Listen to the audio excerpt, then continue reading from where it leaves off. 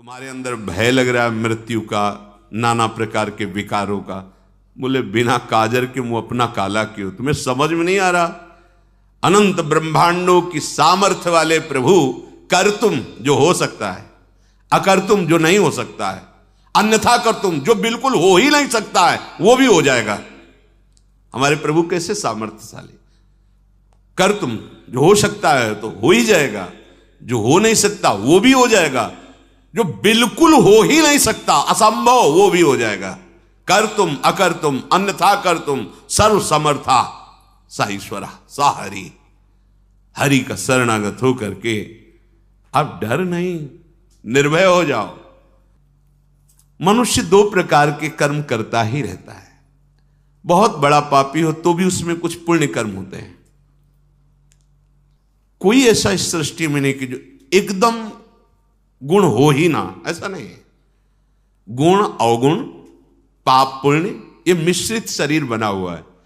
अगर कोई संभाल ले गया और कुमति को नष्ट कर लिया तो फिर सुमति हो, फिर मोक्ष पदवी प्राप्त हो जाती है, फिर वो पाप पुण्य दोनों से ऊपर उठ जाता है। नहीं तो प्रायः देखा जाता है बड़े से बड़े गुणवान में भी कोई दोष होता है और बड़े से बड़े दोषी में कोई गुण होता है। ये गुण दोष में सृष्टि की रचना है। जड़ चेतन गुण दोष में विश्व कीन करतार, संत हंस गुण गाहे पे परिहरि वार विकार। तो महाराज एस्मिन धनवान ना चरंती ही केचित तथा धर्मान केचिदिहा चरंती धर्मः पापेन प्रतिहन्यते स्वी दुताहो धर्मः प्रतिहंति पापम। हे सनत सुजात जी, ऐसा हमने सुना है कि कुछ लोग धर्माचरण तो बहुत करते हैं पर साथ में पापाचरण भी करते हैं। तो क्या धर्माचरण से पापाचरण नष्ट हो जाता है? सनत सुजात जी ने कहा उभयमेव तत्रोपयुज्यते फलम धर्मस्यै वेतरस्य च। धर्म और अधर्म अर्थात पाप और पुण्य, इसके दो मार्ग हैं। अगर आप पाप कर रहे हैं तो अलग हिसाब है और पुण्य कर रहे हैं तो उसका अलग हिसाब है। आपके बहुत अधिक पाप हो गए हैं, नाम मात्र के पुण्य हैं, तो पहले नरक जाना होगा आपको। अगर आपके बहुत पुण्य हो गए हैं तो पहले आपको स्वर्ग जाना होगा, वहां पुण्य भोग करना होगा। कुछ जो पुण्य और पाप बनते फिर शरीर की रचना होकर मृत्यु लोक में आता है। ऐसा नहीं है। तस्मिन स्थितो वाप्युभयम ही नित्यम ज्ञानेन विद्वान प्रतिहंति सिद्धम तथान्यथा पुण्य मुपैति देहि तथागतम पाप मुपैति सिद्धम तस्मात् शास्त्रम प्रमाणम। ऐसे नहीं कि आप मनमानी बोल दो आपकी बात मानी जाएगी, शास्त्र में प्रमाणित होनी चाहिए। श्री सनत सुजात जी कह रहे हैं कि पुण्य के द्वारा पाप को नष्ट नहीं किया जा सकता, उसका अलग विभाग है, उसका अलग आपको फल मिलेगा। हां, एक उपाय है जिससे नष्ट किया जा सकता है, वो है भगवान का भजन। ये त्रिगुणात्मिका माया से विलग है। ये त्रिगुणातीत है, जैसे राधा राधा राधा राधा। ये त्रिगुणात्मिका माया के द्वारा रचित कर्मों में नहीं है। भगवान का नाम, भगवान का रूप, भगवान की लीला, भगवान का धाम, ये त्रिगुणातीत है। ये गुणमयी माया के अंतर्गत नहीं है, ये मायातीत है। इसी मायातीत नाम के बल से हम माया पर विजय प्राप्त करते हैं। जो विद्वान ये बात समझ जाता है ज्ञान के द्वारा कि एकमात्र परमात्मा की शरण, परमात्मा का भजन ध्यान ही तुम्हारे पाप और पुण्य दोनों का नाश करके परम सुख, परम आह्लाद, परम पद प्रदान करेगा, यह शास्त्रों में प्रसिद्ध बात है। सनत सुजात जी कहते हैं अगर ऐसी बात नहीं मानता तो वो देहाभिमानी मनुष्य पुण्य और पाप दोनों का क्रमशः फल भोगता ही रहेगा। जब से सृष्टि रची गई तब से आज तक चल रहा है यही पाप पुण्य का क्रम। इस प्रकार पुण्य बढ़ा तो स्वर्ग, पाप बढ़ा तो नरक। स्वर्ग और नरक दोनों अस्थिर हैं, ये अविनाशी नहीं है, ये स्थिर नहीं है, ये स्थिर पद नहीं है।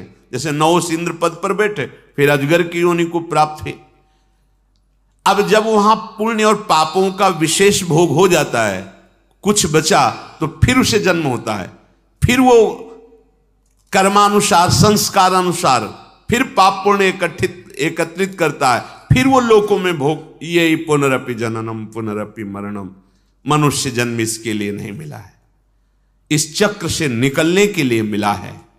जो तत्वज्ञ महापुरुषों का संग करता है, ध्यान से सुन, जो भगवत तत्व को जानने वाले हैं, बेमतलब शास्त्र तभी समझ में आएंगे जब भजन करोगे।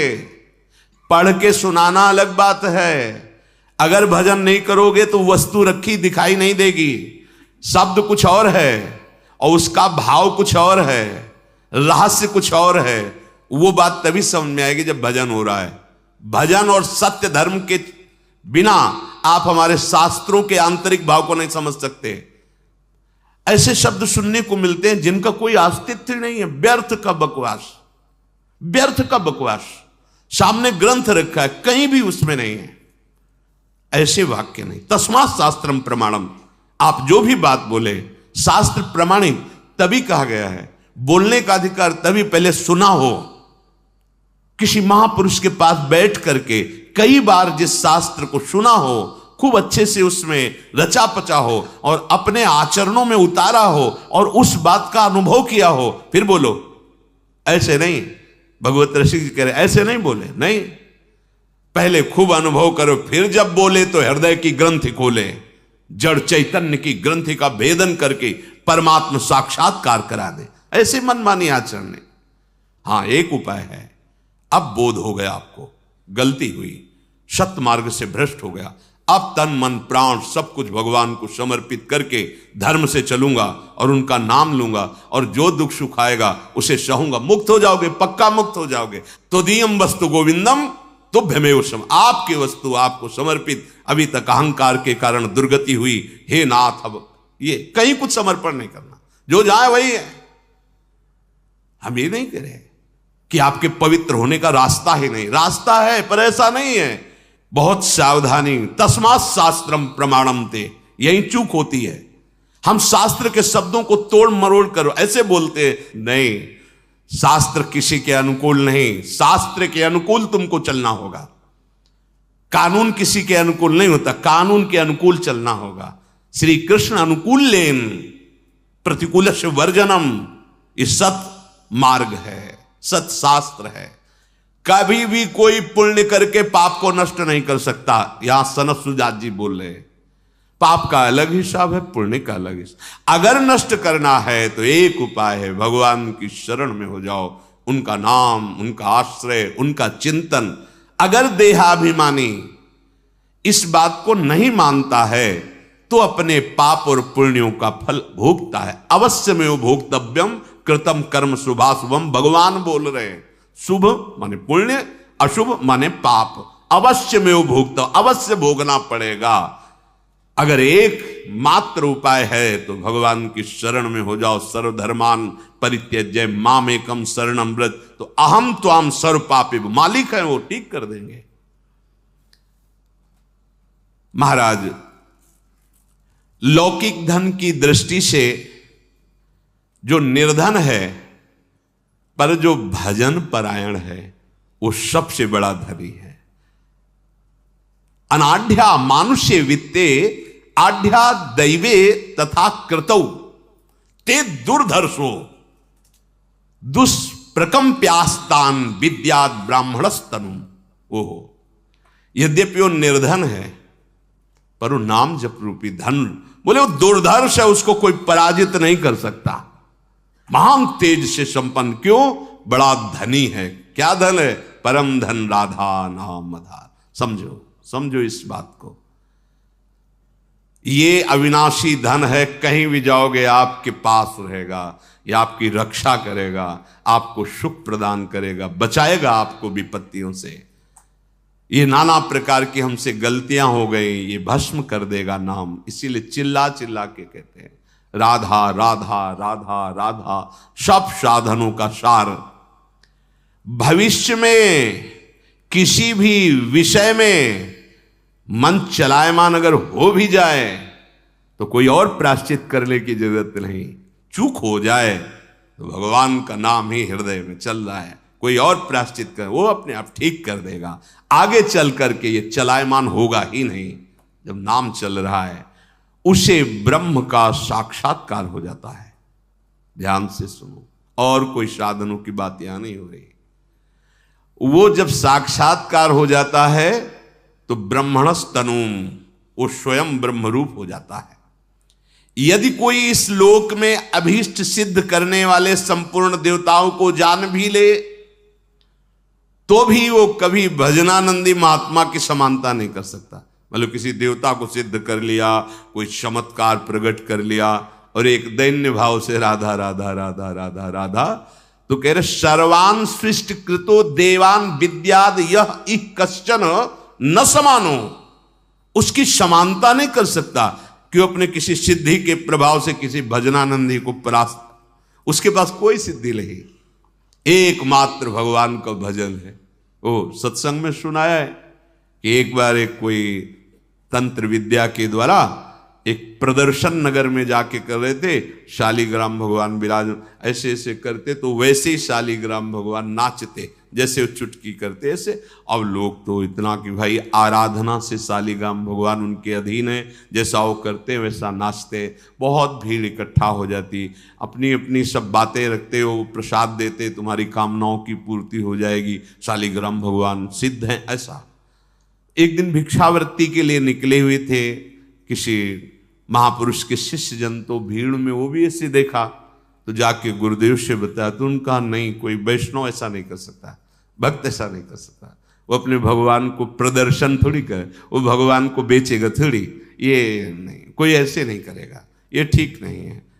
तो उनका महाराज हजारों लोग प्रभावित हो रहे हैं, आप चलो। तो बोले हम चलेंगे तो सब नाटक उनका बंद हो जाएगा। तो बोले प्रभु इसलिए चलना चाहिए कि हजारों भोले भाले भक्त जन हैं, उनकी फिर भावनाएं ठीक जगह नहीं लगेंगी तो उनका कल्याण नहीं होगा, इसलिए आप तो प्रार्थना की, चले गए। अब वो शिष्यों ने कहा आप दिखाइए शालिग्राम भगवान को जो आप ऐसे, वो तो उनको हस्त सिद्ध आए, वो चुटकी बजाते, चुटकी भी बजती रही ना, शालिग्राम जी उठे ना कुछ। और शिष्य, अब गुरु जी नहीं, वो केवल खड़े हैं। शिष्य कह रहे और कुछ आपके पास तंत्र हो और कोई जादू तमाशा दिखाओ। वो बार बार गुरु जी की तरफ बोले ये व्यक्ति आ गया इसीलिए है इसमें कुछ ऐसा। तो सब वहाँ के नगर के लोगों ने कहा तो महाभागवत है, हमारे गांव के पास कुटिया में रहते, तो बड़े भजनानंदी संत हैं। तो अंदर उसे बहुत गुस्सा हुई, बोले आप लोग चले जाइए। तब वो बोले भैया जिनको आप नचाकर चंद रुपए प्राप्त कर रहे हो, यदि इनकी आराधना कर लो तो परम पद मिल जाए। अगर इनका चरणामृत उतार कर पान करो, नाम जप करो, इनको श्रृंगार करो, आरती करो तो तुम्हें भगवत प्राप्ति हो जाए, लक्ष्मीपति मिल जाए। ये चंद रुपए के लिए क्यों नाटक करते हो? अब तो बड़ा उपहास हो गया उसका। अब वो अपनी कुटिया को गए और उसने तत्काल तंत्र का प्रयोग किया। मारण कहते, मारण तंत्र। मूठ एक खप्पर जैसी ज्वाला प्रकट की और वो निश्चित जैसे रक्त प्रवाह गुदा द्वार से हो जाना, उल्टियां होना, और जितना समय दिया गया है मंत्र में उतने समय तक जीवित रहेगा। अगर वो सिद्ध है मारण तो निश्चित मर जाएगा। प्रभाव होता है, मंत्रों का अलग अलग प्रभाव होता है। और समझ गए थे कुछ करेगा, क्योंकि उसका स्वरूप देखा था तो रोष में आ गया था। तो कुटिया में बैठे थे, बस बैठकर भगवान नाम इसमें सामने देखा हो ज्वालामयी कृत्य आ रही है। शिष्य लोग का नहीं, शांत रहो, सब कुटिया के अंदर हो जाओ। जो आई तो दरवाजे में खड़ी हुई, तो उनका कोई भी मंत्र हो या मंत्र अधिष्ठात देवता हो, मेरी दृष्टि में तो सब भगवान हैं, आप जानते हो। मंत्र से प्रेरित करके भेजा है, पर क्या ये उचित है जो आप? वो तुरंत वापस हो गई कृत्या, और उसी के वो रक्त प्रवाह सब शुरू हो गया। और वो चिल्लाए कि किसी तरह उन महात्मा से कह दो मुझे क्षमा कर दे। सूचना गांव के लोग दिए गए, नाम कीर्तन किया, सब शांत हो गया। कोई मंत्र तंत्र नहीं, नाम कीर्तन किया, सब उनका भैया अब समझ जाओ, अब ये सब नाटक बंद कर दो। भजन प्रभाव बहुत, वो शिष्य बन गए, नाम जप करने लगे। यहां कह रहे हैं सनत सुजात जी कह रहे हैं यदि कोई इस लोक में अभीष्ट सिद्धि प्राप्त करने के लिए किसी देवता को मंत्र से अधीन भी कर ले तो वो उस भजनानंदी के समान नहीं हो सकता। कोई सिद्धि नहीं, एकदम सहज घूम रहे हैं, लेकिन भगवान उनके अधीन है। कोई भी ऐसा लसन, ये अपने जैसे ब्रज वृंदावन के एक से एक महान सिद्ध पुरुष हुए, ऐसे वाले थोड़ी हुए कि कुछ ऐसा नहीं, सीधे दैन्य से हम तो आपकी कृपा से ऐसे आपको बोलते मिले, लगेगा क्या चमत्कार है। चमत्कार प्रभु उनके साथ खेलते हैं। बड़े दुर्धर्ष होते हैं भजनानंदी जन, वो अन्य अभीष्ट की नहीं, वो केवल भगवत प्राप्ति के लिए चाह करते हैं। इसलिए यम प्रयतमानम तु मानयंती सामान्यतः न मान्यमानो मन्येत न मान्यामभि संज्वरेत। दूसरे लोग सम्मान दें तो कभी फूलो मत। अगर कोई सम्माननीय पुरुष आ जाता है तो भूलो मत, उसको सम्मान दो। स्वयं अमानी रहो, दूसरों को जब तुम्हारा सम्मान हो तो तुम फूलो मत, और जब दूसरा कोई सम्माननीय पुरुष आ जाए तो भूलो मत, उसको खूब सम्मान प्रदान करो। अमानिना मान देना, कीर्तनिया सदा हरि, सबहि मान प्रद आप अमानी। जो अन्य जनों के द्वारा आदर पाकर सम्मान पाकर गर्व नहीं करता, वही इस ब्रह्म ज्ञानमयी ब्रह्म विद्या को प्राप्त करता है, जो आत्मविद्या है, जिससे सारे पाप पुण्य नष्ट हो जाते, मुक्त हो जाता है। धृतराष्ट्र जी महाराज बोले कि भगवान मुझे बहुत सुख मिल रहा है आपकी वाणी से। हमारे हृदय में एक प्रश्न आ रहा है कि ऋचो यजुंसि यो वेद सामवेदम च वेद यह पापानि कुर्वन् पापेन लिप्यते किम न लिप्यते। जैसे किसी को ऋग्वेद यजुर्वेद सामवेद अथर्ववेद सब कंठस्थ है, वो सब जानता है, पर वो पाप कर्म करता है, तो क्या कोई पाप कर्म उसको लिप्त नहीं होगा? क्योंकि वेदों का ज्ञाता है, चारों वेद कंठस्थ किए, तो उसके प्रभाव से क्या वो पाप कर्म उसे दंड नहीं देगा? सनत सुजात जी ने कहा नैनम समान निचो वापी न यजून से विचक्षणम त्रायन्ते कर्मणः पापान नते मिथ्या ब्रवीम्यहम्। राजन, तुम ध्यान से सुनो, जिसको ऋग्वेद सामवेद यजुर्वेद आदि सब कंठस्थ है पर पाप कर्म करता है, तो कोई भी वेद उसकी रक्षा नहीं कर सकता, उसको उसका दंड भोगना पड़ेगा।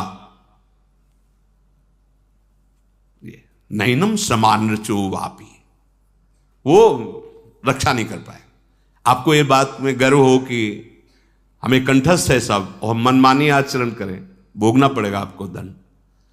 कपट पूर्वक धर्म का आचरण जो करता है, वेद आदि कंठस्थ करके वेद आज्ञा का पालन नहीं करता है, उसका कभी उद्धार नहीं हो सकता। जैसे पंख निकल आने पर पक्षी अपना घोंसला छोड़ देता है, ऐसे पापाचरण करने वाले को वेद छोड़ देता है। वेद कंठस्थ हैं, आचरण वेद सिद्धांत के अनुसार हो, तब वेद तुम्हारा कल्याण कर देगा। अब पूरी गीता कंठस्थ है और हर आचरण गीता के विरुद्ध करो तो तुम्हारा कल्याण थोड़ी हो जाएगा। कल्याण तो तभी होगा जब भगवान जो आदेश कर रहे ऐसे चलो वैसे चलोगे तब। जैसे एक संत बड़े कृपालु थे, पक्षियों को एक बहेलिया जाल में फंसाकर ले जाता था, मार देता था, बहुत दया लगी। वो हर विद्या को जानते थे, तो पक्षी की भाषा में पक्षियों को कहा सुनो, सब बैठो, हमारी बात सुनो। बहेलिया आएगा, दाना डालेगा, जाल बिछाएगा, बैठना नहीं, चुगना नहीं, फंसना नहीं, सबको बता दो सब। अब वो एक दिन अपनी दिनचर्या करके आ रहे थे, तो हजारों पक्षी जाल में फंसे हुए थे, वो कह रहे थे बहेलिया आएगा, जाल बिछाएगा, दाना डालेगा, फंसना नहीं। अरे बोले मूर्खो, हमने याद करने के लिए नहीं बोला था, हमने इसमें बैठना नहीं ये बोला था, समझो। हमारी ठीक दशा वही है। हम उच्चारण करते हैं मुक्त होने वाली सिद्धांत की बातें, और आचरण वही करते हैं जैसे पक्षियों में बोल तो रहे हैं बहेली आएगा, जाल बिछाएगा, दाना डालेगा, फंसना नहीं, पर उसी में फंस के बोल रहे हैं। यहां वर्णन कर रहे हैं ये कपट पूर्वक बातें हम करते हैं धर्म की, वैदिक सिद्धांत की, आचरण है अधर्माचरण का, तो वेद उसको छोड़ देता है, अर्थात वो पाप का फल भोगता ही है। अगर वो मुक्त होना चाहता है तो तदर्थ मुक्तम तप एत दिज्या ताभ्यामशो पुण्य मुपैत विद्वान पुण्येन पापम विनिहत्य पश्चात संजायते ज्ञान विदीपितात्मा। उसको ये उपाय करना होगा, वेद की आज्ञा के अनुसार आचरण और निरंतर नाम जप। इस तप अर्थात वेद आज्ञा का पालन, तो तप और जप के द्वारा वो अपने पाप और पुण्यों का शमन करके अंतःकरण में भगवत साक्षात्कार कर लेता है। बिना आचरण के ज्ञान व्यर्थ।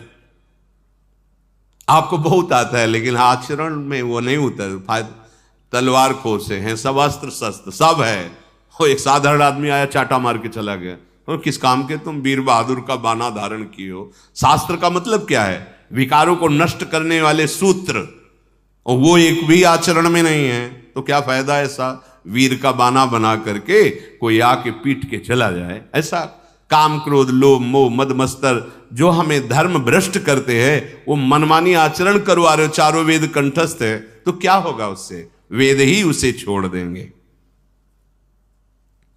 विद्वान पुरुष वही है जो परमात्मा को प्राप्त कर ले। चारों वेद कंठस्थ है, आचरण पवित्र शास्त्र के अनुसार वैदिक सिद्धांत के अनुसार नहीं है, उसे विद्वान नहीं कहते। सनत सुजात जी कह रहे हैं ज्ञानेन चात्मान मुपैति विद्वान नथान्यन्यथा वर्ग फलानुकांक्षी अस्मिन् कृतम तत्पदगृहि सर्व ममुत्र भुंक्त्वा पुनरेति मार्गम।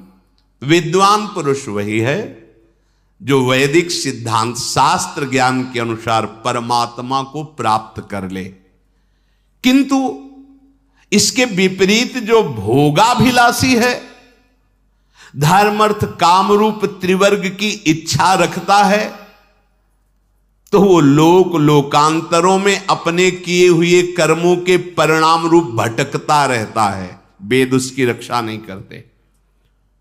जहां भोग समाप्त हुआ फिर मृत्यु लोक में उसका जन्म होता है। इसलिए इस मृत्यु लोक में तपस्या के द्वारा, भोग त्याग के द्वारा, निष्काम भाव से भगवद उपासना करते हुए तत्व ज्ञान रूपी फल प्राप्त जो करता है, तो वही समृद्ध है, वही पूर्ण है, वही वेदों का फल प्राप्त कर लिया है। जो अपने मुख से अपनी बहुत बड़ाई करता है, थोड़े थोड़े भोगों के लिए लोलुप है, बड़ी विचित्र दशा देखी गई। बहुत अगर भजन में मन नहीं है तो बातें चाहे जितनी बड़ी बड़ी कर लो, आपके शब्द, आपके आचरण आपकी पोल खोल देंगे। कुछ मिनट संग के बाद उसकी स्थिति का पता चल जाता है कि इसकी स्थिति कहां है। अगर आप भजन करते वो अपने आप स्थिति झलकती है।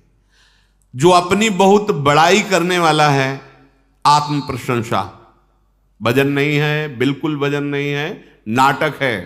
नहीं, भजनानंदी बड़े बड़े महापुरुष जब कभी बोले हैं तो उनकी वाणी में दैन्यता रही है।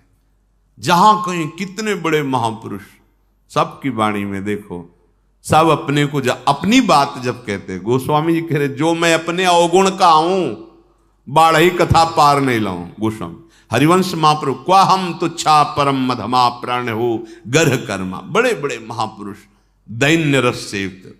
जब अपनी आत्म प्रशंसा बड़ाई की जाए, भजन नहीं, लोलुपता, अपनी तरफ से लोलुपता, मतलब भजन बल नहीं, भजन नहीं है। तनिक सा अपमान हुआ कि क्रोध से आग बबूला हो गए।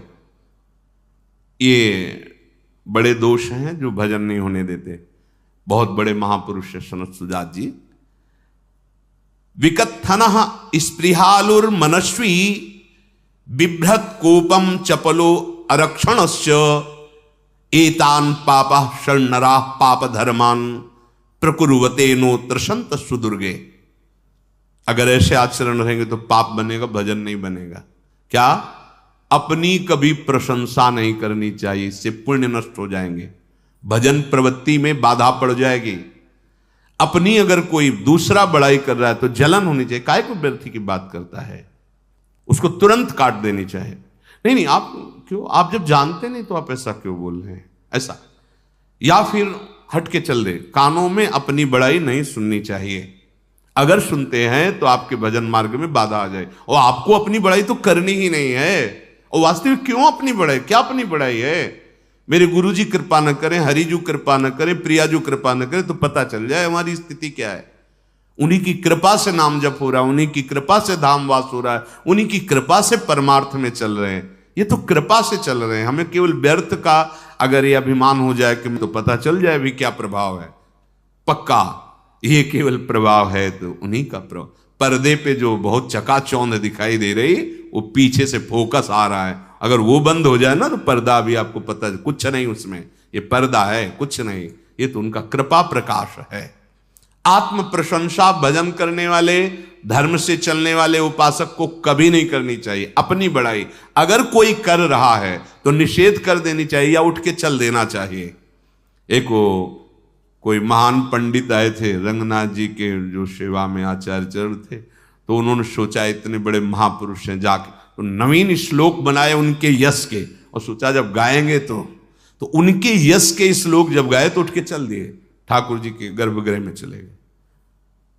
तो बड़ा बुरा लगा पंडित को, वो आशा से आए थे। तो दूसरे दिन वो जब रंगनाथ जी की विनय कर रहे थे दैन्य भरी, तो उन्होंने संस्कृत से कहा ये ऐसा ही है जो मैं प्रभु अधम हूं, पतित हूं, मूढ़ हूं, नाथ कृपा करो। तो संस्कृत से बोले ये ऐसा ही है। तो तुरंत रंगनाथ जी का जो अत्यंत कीमती हार था वो उतारा और उन पंडित जी को दिया।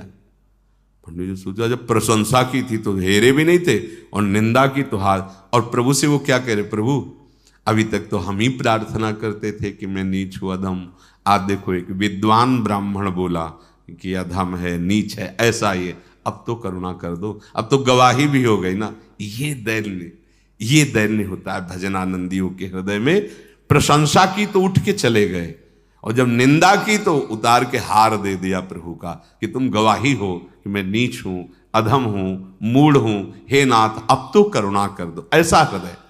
आत्म प्रशंसा, लोलुपता, तनिक सा अपमान हुआ कि क्रोध से आग बबूला हो जाना, निरंतर क्रोध भरी दृष्टि, वचन, चेष्टा। अगर कोई आश्रित है तो उसको न देकर अच्छे अच्छे पदार्थ स्वयं पाना, अच्छे अच्छे उपभोग करना, आश्रित जनों के प्रति ध्यान न देना, ये जिसके अंदर दोष होते हैं वो पापाचरण में फंस जाता है, भजन नहीं होता है। इसलिए उपासक इन दोषों से बचकर एकमात्र परम मंगल का उपाय जो आपको पाप पुण्य रूपी दलदल से बचा लेगा वो भगवान नाम, भगवद आश्रय। जैसे भी बने चूकना नहीं, नाम रूपी कमाई लेके ही यहां से जाना है, वही साथ चलेगा। जितना कुछ सब कुछ है, वाहिक में नहीं फंसना। जा आज तुम्हें जय हो वाह, कल दूसरी गली में खड़े होंगे वाह जय, फिर तो तुम्हारा डिप्रेशन हो जाएगा कि हमें प्रणाम करते थे वाह। ये ऐसे हैं जिसे स्वीकार किया फिर कभी छोड़ा नहीं। इन्हीं का आश्रय, इन्हीं का भरोसा, इन्हीं का निरंतर स्मरण। श्री राधा वल्लभ लाल।